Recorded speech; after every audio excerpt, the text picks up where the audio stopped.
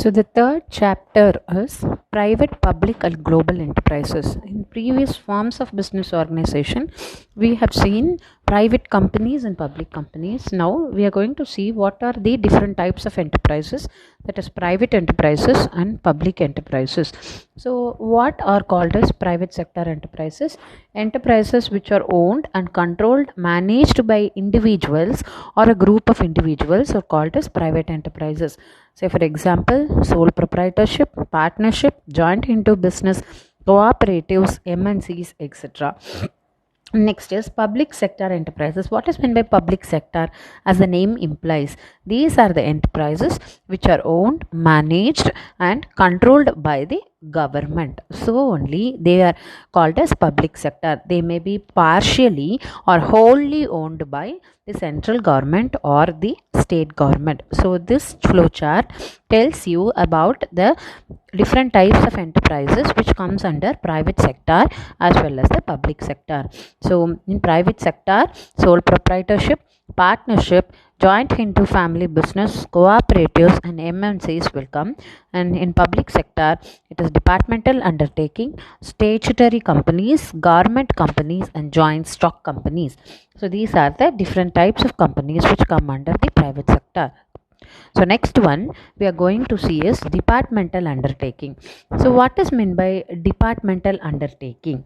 So before going into that, we'll just know there are certain departments which work in the government. Okay, so departmental undertaking are the oldest and the most traditional form of organizing the public sector enterprises.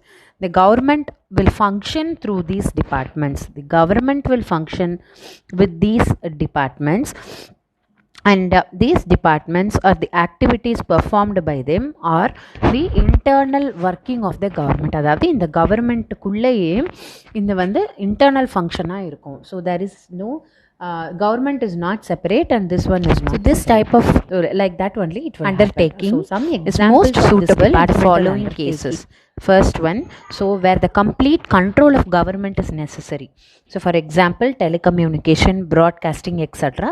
government control is necessary. So such kind of enterprises government will take. Second one, where utmost secrecy plays a vital role, when they wanted to maintain secrecy, atomic energy product, etc. and heavy investment is involved, lot of investment is needed, then they will take up that. And where the undertaking is to be used as a source of revenue, so அது ஒரு இன்கமா use பண்ணிக்கணும்னா that will be under departmental undertaking. Example, railways, where economic control is essential, that is public distribution system. So all these things will come under the departmental undertaking. So what are the features of departmental undertaking? The very first feature is these undertaking, they are financed directly by the government. Government treasury ல இருந்து அவங்களுக்கு finance பண்ணுவாங்க. So any revenue, that is any income from this undertaking, it is belong to government only and it will be paid to treasury. So it is funded by treasury and income also paid to treasury. Then second one, they are subject to accounting and audit control, which is applicable to other government activities. Other government activities க்கு எப்படி auditing procedure இருக்கோ அதே procedure தான் இவங்களுக்கு இருக்கும்.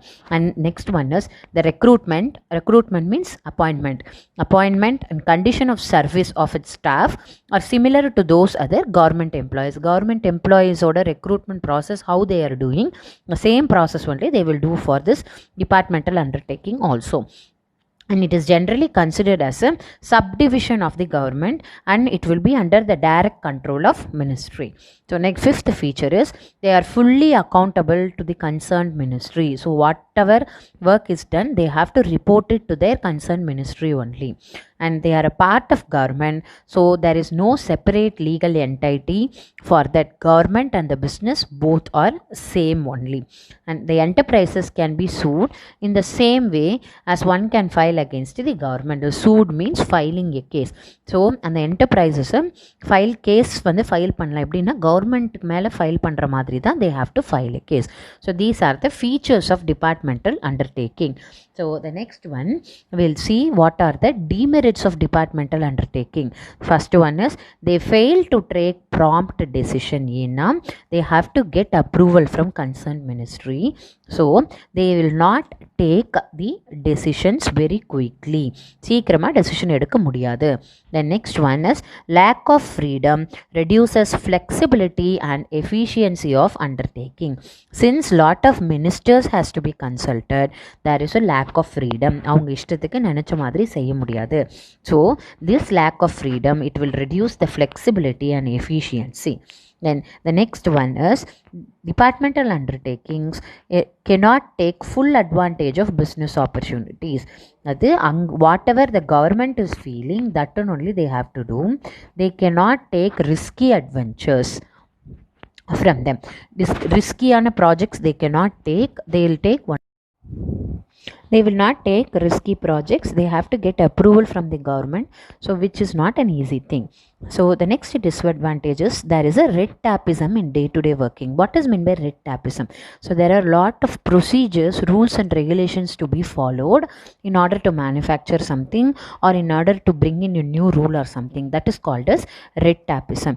So that has to be followed. And finally, there will be a lot of political interference in departmental undertaking through the ministry. So these are the disadvantages of departmental undertaking. So what are the merits of departmental undertaking?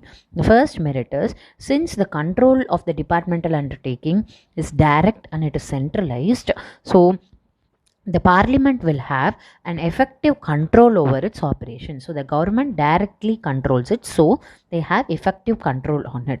So this effective control ensures a high degree of public accountability. Public accountability in the sense they are answerable to the public. So what they will do is they will try to rectify the mistakes or make mistakes at a minimum level.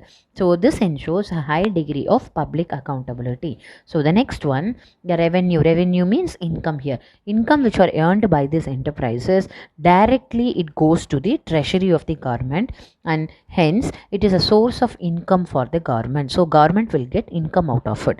And then where national security is concerned, this is one of the most appropriate, correct form of organization, because it will have the direct control of the concerned ministry.